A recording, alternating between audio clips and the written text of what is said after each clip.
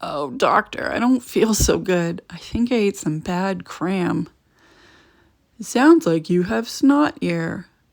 You're gonna need some disease cure.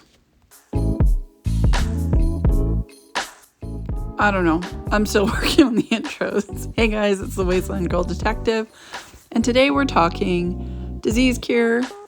More specifically, the default disease cure, which is the forest disease cure. This one you automatically get in game. The other ones, Savage Divide, Toxic Valley, etc., you have to find those. But we're just looking at the forest one today. Sometimes you might get a disease, and sometimes it's not a big deal, and sometimes it saps your AP over and over again. Like, I think it's like, what is that? Shell shock? Rattle hands. Anyways, I've been running carnivore serum, so I've been getting quite a few diseases lately. And my normal one-stop shop in the White Springs Mall has not had disease cure for a long time, which is kind of weird. Anyways, that's Doc Stanley in the White Spring Mall that I usually go to. He hasn't had it, so I've had to craft my own. Also, don't forget to equip Green Thumb like I always do. For the recipe, we're going to need snaptail, fire caps, boiled water, and blood leaf. And if you hit this spot on the map, that's usually where I start out, in the river. There is tons of snaptail, and I usually run this river all the way down to Flatwoods, all the way down south to Flatwoods, and I'll be able to find my snaptail, my blood leaf, and my fire cap along this way. Also, if you go through a lot of snaptail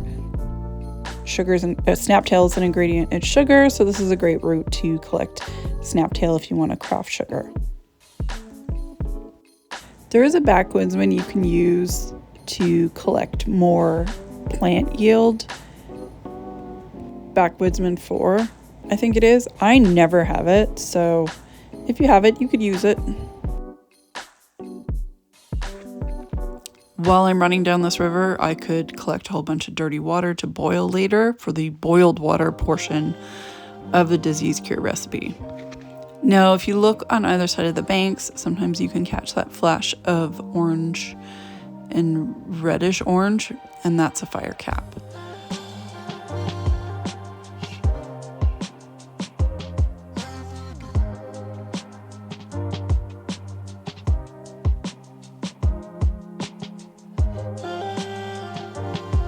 You'll encounter some hostiles along the way, liberators, maybe some super mutants, or some feral ghouls. But again, this is a great one for low levels because there's minimal hostiles and you don't have to travel to weird places. It's just all in the forest. So Bloodleaf, once you get past the Wayward, you're going to find Bloodleaf. If you travel to Vault-Tec Agricultural Center, this is another spot for fire caps. Those are the ones that are a bit trickier to find. As you can see, there's an abundance of snaptail and bloodleaf, but the fire caps are a little bit harder to find. So if you, one of these little grow rooms, there's a tray of fire caps there as well.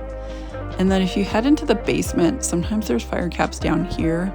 There's actually a few plants you can find, but as you can see, there isn't really much besides that Starlight Creeper.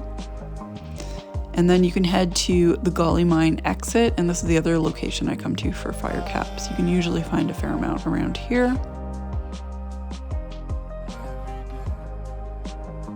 If you search the area around the Wayward, sometimes you can find them there, but these are the locations I've had the most luck finding them. And then you just collect your boiled water and there you go. You have the ingredients you need to make disease cure. And that's it. It's a simple video for a pretty simple recipe. And there isn't any difference between the forest disease cure and all the other, and the like cranberry bog disease cure. They have the same effect. So for me, I like to go simple. This one's pretty straightforward. If you have any questions, drop them in the comments. In a few days, I will be posting my call for holiday camp submissions. Watch for that. If you're into camp building, I had so much fun doing this for the Halloween camp builds. and I'm excited to see what everybody has going on for the holiday builds.